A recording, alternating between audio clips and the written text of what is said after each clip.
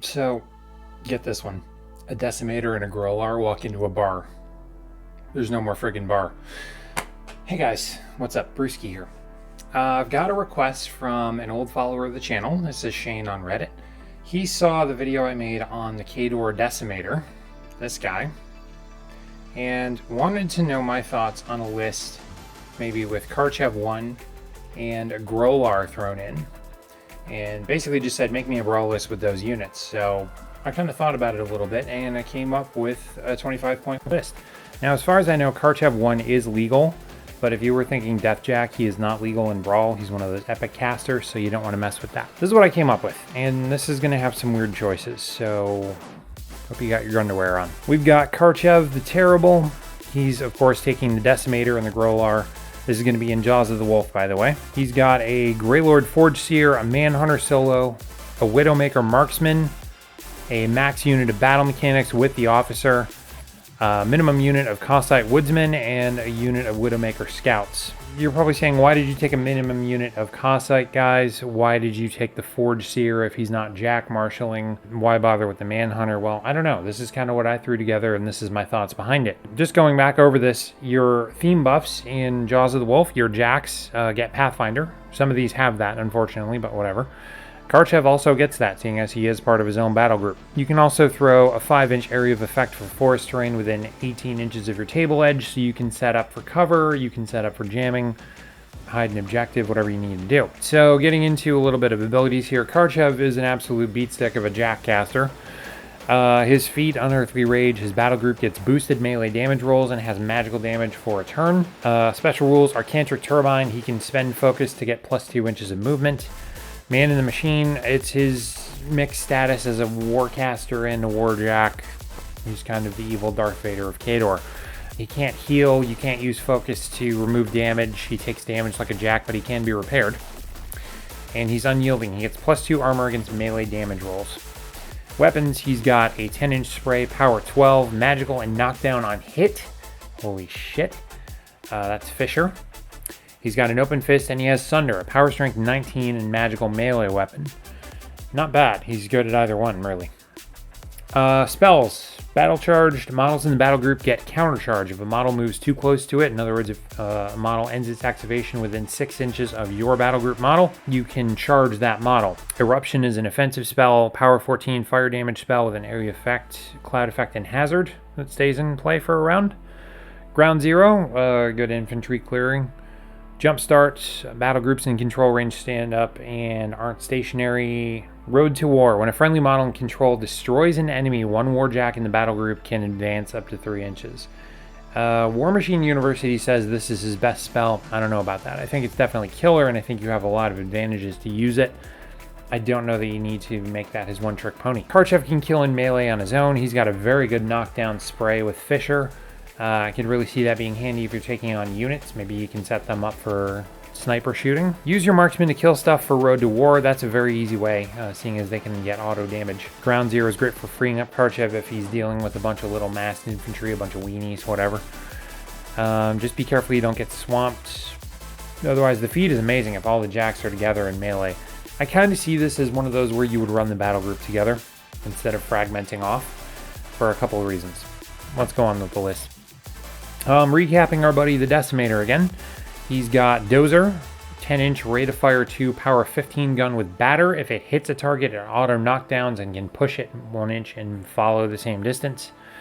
The Ripsaw is power strength 17 with sustained attack. If it makes additional attacks against the same target it initially hit, it automatically hits. This is perfect for Karchev's feat because it'll just keep getting additional melee damage dice. That's an easy way to take something out. Grolar is... I like this Jack. I just can't find the model lately. Go figure. Hopefully you have one. It's got Pathfinder. The theme already gives it, but whatever. Dual attack. Can make melee and ranged attacks in a single activation. Can make ranged attacks even in melee. Heavy Boiler gives plus 2 inches of movement when running. Weapons. It's got an autocannon, which is D3 plus 2 shots. Range 8, power 12. Short range. A lot of shots. Pretty handy against infantry, not so much Jacks unless you're using it in melee. Open Fist and Piston Hammer. Power strength 18 with Ram. When an enemy model is hit, it's knocked down and pushed 1 inch away. This is the melee version of the Decimator's gun. So think about this now. Karchev has Fisher, which does knockdown on hit with a spray. The Decimator has the Dozer, which does knockdown and hit with the gun. This thing does knockdown and hit with the piston hammer. You have a shit ton of knockdown, my friend. Greyload Forged here. Again, we're not jack marshalling anything. You could split something off and do that, but then remember, it's not going to take advantage of any of Karchev's battle group abilities, which are a lot of them, so I wouldn't in this case. He's immune to cold. He's jack marshal, whatever. He's repairable as he's got Man of War armor. Also makes him a lot tougher. Weapons, he's got a rune weapon, magical, critical freeze, power strength 14. Spells, this is why we're really taking him. Empower, target friendly jack is undisrupted and gains a focus. Hoarfrost, power 14, 3-inch area of effect with cold damage on a critical. Models in the area of effect get stationary for 1 round. Winter's Wind, target model with immunity cold, it gets freezer. This is one of your models, by the way, friendly model. When a model ends within 2 inches of that target and doesn't have cold immunity, it becomes stationary for 1 round. Okay, Manhunter, advanced deployment, Pathfinder, stealth, and tough. This thing is just a fire and forget. Kill solos or take flags. Very simple, very easy. I just want it there to take things out. 2 axes with Weapon Master, so it gets extra damage dice. Power strength 11. Again, just kill things, kick enemies off flags, or take them yourself. Widowmaker Marksman, advanced deployment, Pathfinder, and stealth. Your typical package. Marksman, choose the column or branch of damage when attacking jacks or beasts.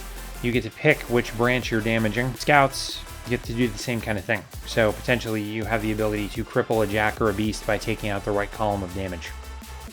Swift Hunter, when it destroys a model, it can move up to 2 inches afterwards. Leadership on Widowmakers, it gives them the same ability. Weapon-wise, it's got a Vanar Liberator. That's a range 14, power 12, deadly shot. Sniper rifle. Instead of rolling damage, this automatically can do 3 damage. A model disabled by that can't make a tough roll, so that's a good way to make sure something stays dead. Paired up with the scouts, you can kill solos just by hitting. You can cripple jacks and beasts with the right column branch damage, and if you kill, you get the reposition off it if they're close together. So this guy probably wants to stick close to the Widowmaker scouts. Food for thought. Max unit battle mechanics in the officer. Repair D3. They have wrenches. Don't try to kill things with them. Officer is in Man of War armor. He has girded. This and base-to-base models don't take blast damage. I see these guys huddling up in the start of the game and then spreading out to cover area later on. They can repair D3, and the officer himself can be repaired, so they can kind of fix themselves. Wrenching themselves? I'm not even going to make a joke about that. Alright, so if you're taking Karchev, these guys are a must because it's the only way he can heal. If he gets damaged, he can't use focus to heal or transfer damage. He can't do any of that stuff. They're the only way he stays alive. So that's really why we're taking them. Add that up with the Forge Seer and the 2 other jacks. If you keep them in a bit of a bubble, if you run the mechanics behind them in a bubble so they get that girded buff, then you keep them up. That's a really good move. Now, you're probably saying at this point, Brewski, what the hell am I doing with Cossite Woodsman? Well, I'm going to tell you what the hell you're doing with Cossite Woodsman. Advanced Deployment, Pathfinder, and Ambush. Can choose to deploy this after the first turn on any table edge except your opponent's. Backstab. In the back arc of an enemy, they get extra dice on attack and damage rolls. Prowl. While concealed, they get stealth, so they're actually harder to target. Hunter's Weapon. Range 10 inches, power 10. Meh. Hand weapon. Meh. These are cheap-ass infantry. But the plus side is you can put them on any table edge you want. They can advance deploy. They are just there to jam or annoy or draw attention off the rest of your army. You could say they're a points filler. I don't really care, but they're also a good way to potentially contest a backline objective. Take a zone that's closer to your opponent's table edge. Again, that backstab ability, if they're in the back arc, there's a good chance if they're coming on that edge, they'll be able to do that. All right. Widowmaker Scouts. Advanced Deployment, Pathfinder. You sensing a pattern here. Marksman. When this damages a jack or beast in range, choose the column or branch damaged. Told you. Sniper. Instead of rolling damage, it can auto-inflict 1 point of damage. Models disabled can't make tough rolls. Same as the Marksman, it's just 1 damage instead of 3. Rifle is power 10, 14-inch range. They have swords. You better not be using them. That's the list. Those are the units. This is how I think this plays, okay? You have a crap ton of range between the Grolar, the Decimator, the Widowmakers, and the Marksman. You can even shoot with the Cossite Woodsman if you need to. You got spells off the Forge Seer. This whole thing is set up to play a very smart beginning game. Your battle group is going to want to stick together. The mechanics are going to want to stick with them. The Forge Seer is going to want to move up. Your Widowmakers and the Marksmen are going to want to stick together, and the Kassite go off and do whatever the hell you want. The Manhunter does whatever you want, okay? That's kind of your blob strategy, and the way I see this working is the Jacks can make a zone uncontestable. You're not going to take out Karchev and 2 Khador heavies all sitting on one zone. I don't care what you're bringing in 25 points, you're not going to do it. Alternatively, if they decide they like a zone, you're not going to hold one if they're all together, and if they've got mechanics, giving them power and all kinds of other good stuff. The Marksmen are just going to make light work of anything unit-wise or solo-wise, and they'll make Jacks pathetic if they get good shooting on them. So, again, that's kind of the strategy there. The Kassite are a distraction, a jam. They're a backstab unit. They're a back scoring zone unit. That's what you do there. Again, these are weird choices, okay? I don't think someone playing super competitively would take these. I don't think super competitively. I think with what can I have fun with, what would be interesting to use. So if you're looking for the ultimate metagaming list, this probably isn't it, but you're going to have a fair bit of fun. This doesn't cost too much money-wise. Point-wise, it's perfect. It's a good balance of Jacks and the right units that actually fit the theme. I kind of like this. If I played Karchev, I would use this. This is probably, you know, I wanted a Grolar early on myself, so this is probably close to what I'd use anyway. Anyway, Shane, there you go. That's my answer, what I'd do with a Grolar and a Decimator and Karchev. That's how I think this works. I'd be happy to hear your feedback. If you have the list, if you've played this, if you've run this, leave something in the comments. I'm sure Shane is going to benefit off that too. Anyway, that's all I got. Just a quick one for you guys. So I'll see you in the next video. As always, if this helps, like, share with your friends. If you're trying to get people into War Machine, show them this so they can get some idea of what thought goes into making lists. It's always a good thing. Anyway, it's 1:20 a.m. I'm going to hit the hay. Stay savage.